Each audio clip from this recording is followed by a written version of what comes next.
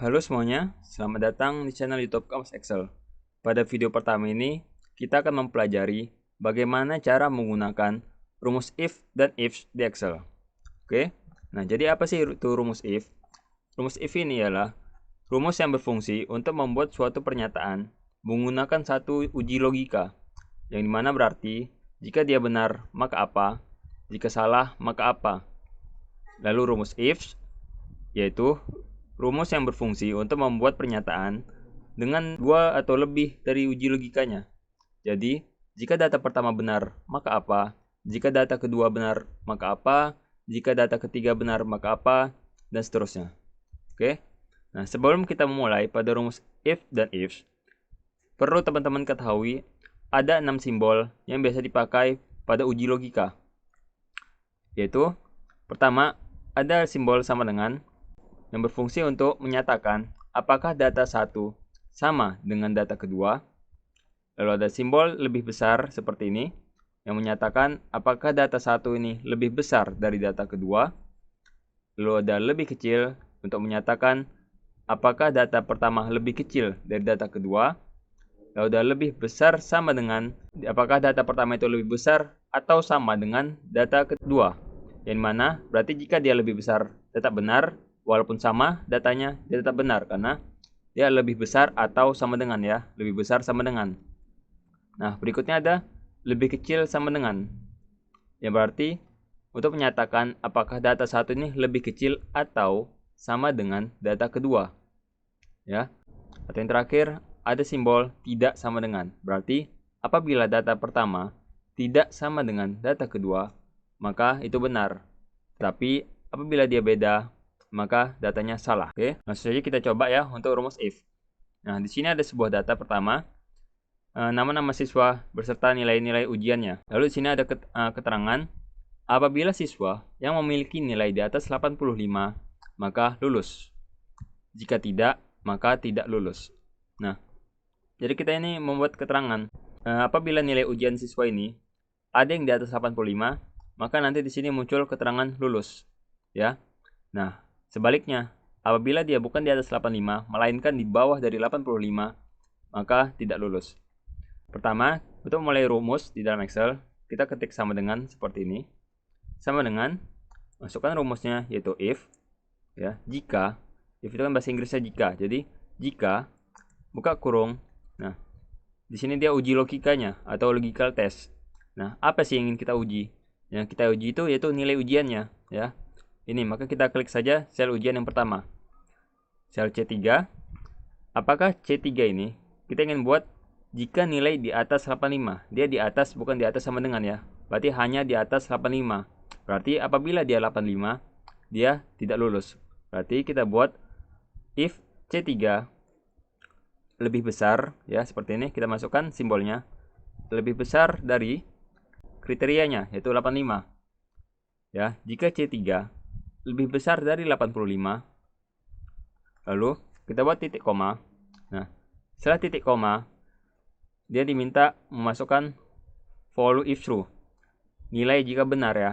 Isinya jika benar apa? Apa yang dimunculkan apabila tes itu benar, uji logikanya itu benar. Kita ingin buat apabila dia di atas 85, maka lulus. Maka kita ketik tanda kutip ya. Selalu ingat, untuk memasukkan teks di dalam rumus, kita wajib meletakkannya di antara tanda kutip. Jadi, tanda kutip lulus. Ya, tanda kutip lulus, tanda kutip lagi. Setelah itu titik koma. Nah, titik koma. Terakhir dia diminta follow if false. Keterangan jika salah, nilai jika salah. Apa yang dimunculkan apabila kriteria ini salah? Ya, kita masukkan tidak lulus. Tanda kutip tidak lulus. Lalu tanda kutip lagi. Nah, jika C3 lebih besar dari 85, titik koma, jika benar apa? Jika benar, maka dia lulus. Titik koma, jika salah, maka dia tidak lulus. Nah, seperti itu ya. Lalu kita tutup kurung, kita enter. Nah, di sini keterangannya si Andre, siswa pertama, dia tidak lulus. Kenapa? Karena nilai ujiannya itu tidak memenuhi syarat di mana harus di atas 85, sedangkan nilai dia 84. Oke, kita coba yang kedua ya. Sama dengan rumusnya, if buka kurung logical test atau uji logikanya, ini nilai yang ingin kita tes, apakah dia lebih besar dari 85. Oke, titik koma, tanda kutip, karena kita ingin memasukkan teks.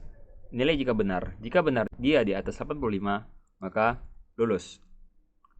Tanda kutip, titik koma, false, keterangannya jika salah, nilai jika salah, maka tanda kutip, tidak lulus.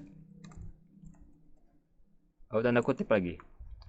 Oke, lalu tutup kurung, enter. Nah, si Budi ini lulus. Kenapa? Karena nilai ujiannya memenuhi syarat, di mana yaitu harus di atas 85. Lalu, tidak perlu kita ketik semua rumusnya untuk melihat semua hasilnya. Bisa kita tarik saja ke bawah seperti ini. Nah, maka kita bisa lihat siswa yang lulus ini semuanya yang nilai ujiannya yaitu di atas 85. Sedangkan yang tidak lulus, dia yang di bawah 85 semua. Kita lanjut ke data berikutnya. Di sini ada data. Di sini bisa kita lihat nama-nama siswa beserta jurusan-jurusannya. Lalu di sini diminta hanya jurusan IPA saja yang bisa ikut olimpiade. Jurusan lain tidak bisa ikut. Nah, berarti kita ingin membuat keterangan. Apabila di sini dia jurusannya IPA, maka kita buat keterangannya ikut. Lalu selain IPA, berarti dia tidak ikut. Nah, kita buat rumusnya sama dengan if jika buka kurung logical testnya, uji logikanya, ini ya jurusannya. Jika G3 ini sama dengan tanda kutip IPA. Nah, jika G3 sama dengan tanda kutip IPA, titik koma, jika dia benar, jika benar dia ikut, tanda kutip ikut. Lalu tanda kutip lagi, titik koma, jika salah alias jika dia bukan IPA maka dia tidak ikut. Maka kita buat tanda kutip tidak ikut. Nah, seperti ini. Jadi, jika G3 ini sama dengan IPA, maka dia ikut. Titik koma, jika salah, maka dia tidak ikut. Lalu tutup kurung dan enter. Nah, bisa kita lihat ya, si Andre ini dia keterangannya ikut. Karena jurusannya itu berasal dari IPA. Kita tarik saja ke bawah seperti ini selnya untuk melihat semua hasilnya. Nah, bisa kita lihat ya, yang tidak ikut ini, yang jurusannya yaitu bukan IPA, yaitu IPS dan bahasa, maka mereka tidak ikut. Oke, kita lanjut ke rumus berikutnya, rumus if. Jika tadi if tadi kan menggunakan satu kriteria saja ya. Nah, di if sini menggunakan banyak kriteria. Jadi, jika A benar maka apa, B benar maka apa, jika C benar maka apa. Nah, di sini ada sebuah data ya, produk dan juga stok-stok yang tersedia. Di sini ada keterangan, jika stok di atas 15, maka masih banyak. Jika lebih dari 5, maka cukup. Jika kurang dari sama dengan 5, maka tambah stok. Kita buat di sini.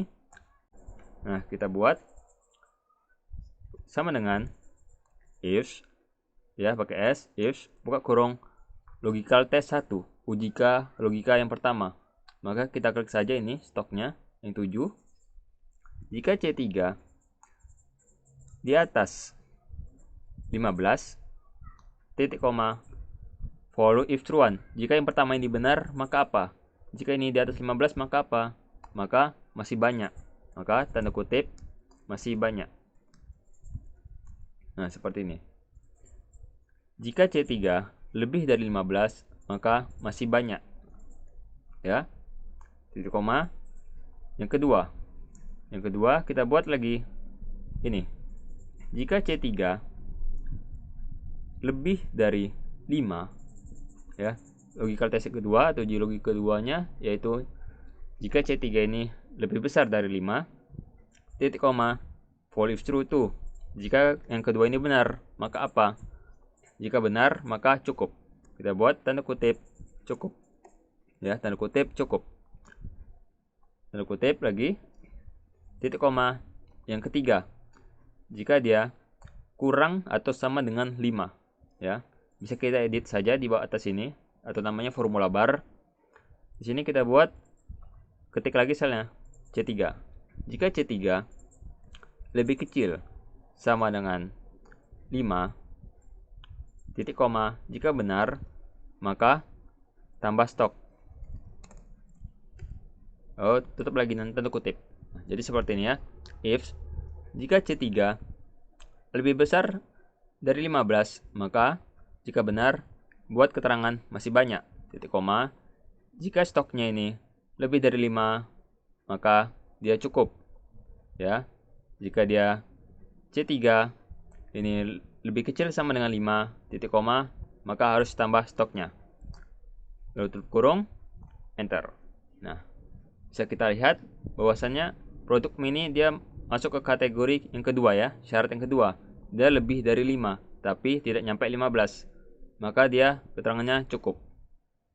Oke, bisa kita tarik lagi atau double klik saja juga bisa kotak kecil di ujung sel ini untuk melihat semua hasilnya. Nah, seperti ini ya. Bisa kita lihat apabila dia di atas 15, maka masih cukup. Tapi jika dia di bawah 5 atau sama dengan 5, maka harus ditambah stoknya. Oke. Nah, untuk yang data kedua ini bisa kalian kerjakan sendiri. Untuk file latihan bisa di-download secara gratis ya di deskripsi, dan komen apabila kalian bisa mengerjakannya. Oke, jangan lupa di like dan subscribe untuk melihat video tutorial lainnya, dan sampai jumpa di video tutorial lainnya.